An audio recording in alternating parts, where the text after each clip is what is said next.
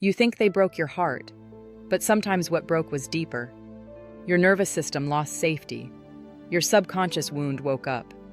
Your conscious mind started writing stories around the pain, and now the body is carrying the emergency. That is why you cannot sleep. That is why your chest tightens. That is why your stomach turns. That is why the phone becomes impossible to ignore. This is not weakness. This is not drama. This is not you being crazy. This is the nervous system entering survival.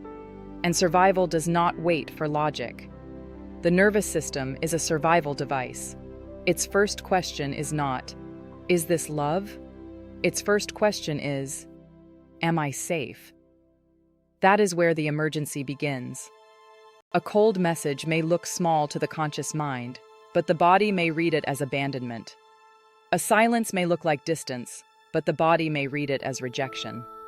A betrayal may look like one event, but the nervous system may feel every memory collapse.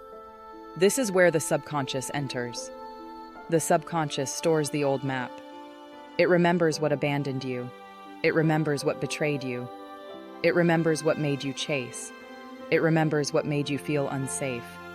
It remembers what love felt like. It remembers what chaos felt like. It remembers what you had to do to survive. So when a new person creates an old feeling, the body says, "I know this. I know this silence. I know this distance. I know this emotional temperature. I have survived this before." Then the nervous system pulls the alarm. Chest tightens, stomach turns, sleep breaks, appetite disappears. Hands shake.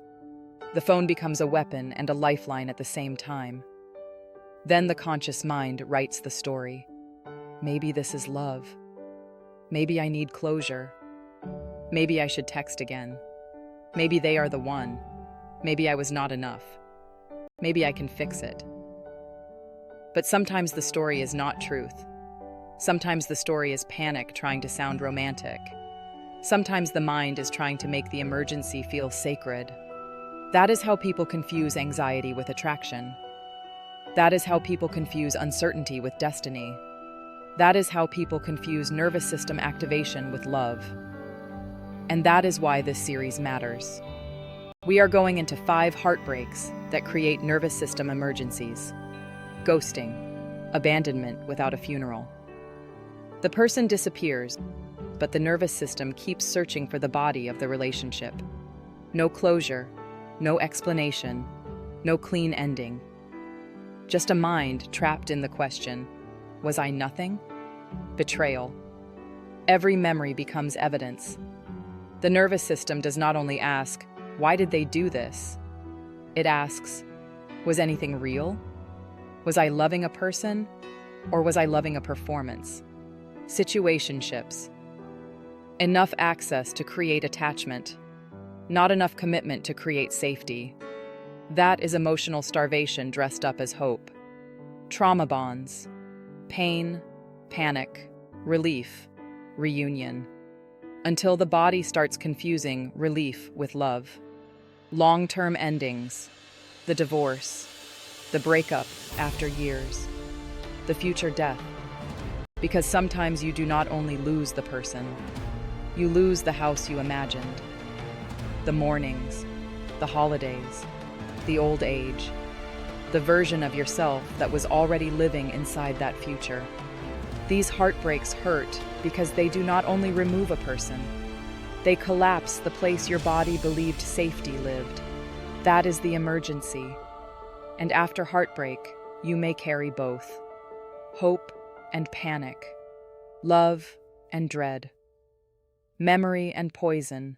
Fantasy and nausea. Desire and disgust.